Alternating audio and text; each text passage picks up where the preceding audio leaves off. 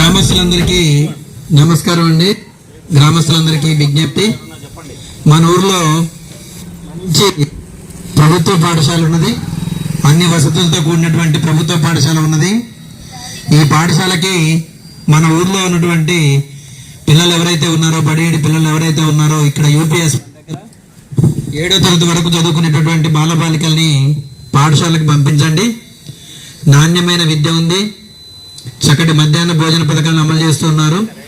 ఈ సంవత్సరం నుంచి ఉదయం రాగి జావ, వారానికి మూడు రోజులు కోడిగుడ్లు, అదేవిధంగా నోట్ పుస్తకాలు, టెక్స్ట్ బుక్స్ అన్నీ రావడం జరిగింది.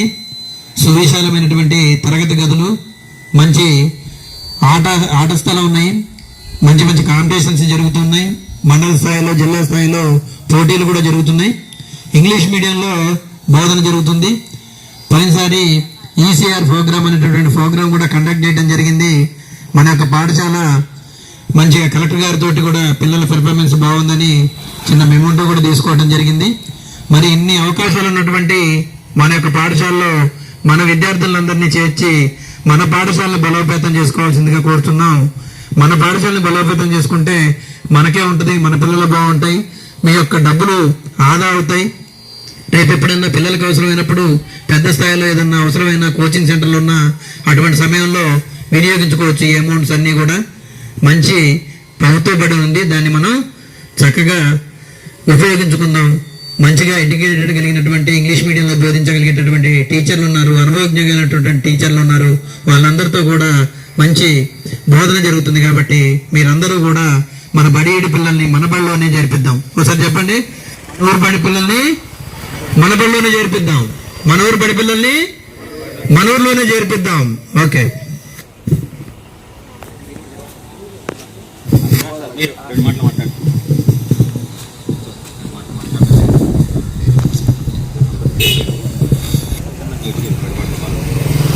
గ్రామస్తులందరికీ నమస్కారములు.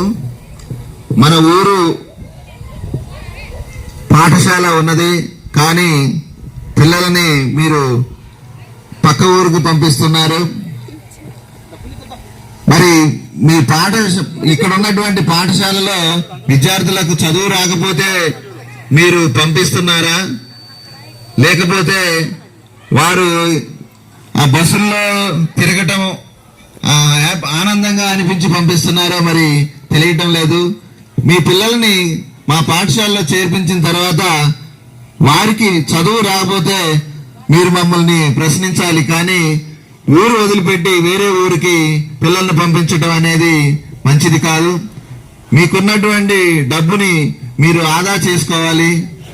భవిష్యత్తులో ఉపయోగపడేటట్లుగా మీరు ఆ డబ్బుని వినియోగించుకోవాలి. కానీ ఇప్పుడే పిల్లలని పాఠశాలలకు పంపించి మీ డబ్బుని వేస్ట్ చేసుకోవద్దని కోరుచున్నాము.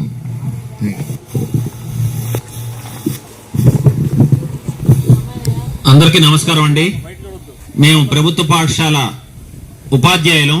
మీ పాఠశాల హెడ్ మాస్టర్ గారు వచ్చారు. మీ పాఠశాలలో 4 ఉపాధ్యాయులు ప్రస్తుతం పనిచేస్తున్నారు.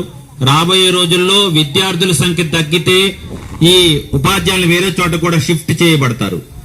మీ ఊరి బండి మీరు కాపాడుకోవాలంటే స్వచ్ఛందంగా మీరు అడ్మిషన్లు ఇవ్వాలి. ఉచితంగా అన్ని అందిస్తున్నారు. నోట్ బుక్స్, టెక్స్ట్ బుక్స్, ఈ సంవత్సరం నుంచి 21 రకాల వస్తువులతో కిట్టు, అట్లే ఉదయం అల్పాహారం, ఉదయం పాలు, రాగి జావ, వారానికి 3 రోజులు కోడిగుడ్లు. నిష్ణాతులైనటువంటి ఉపాధ్యాయులు ఉన్నారు.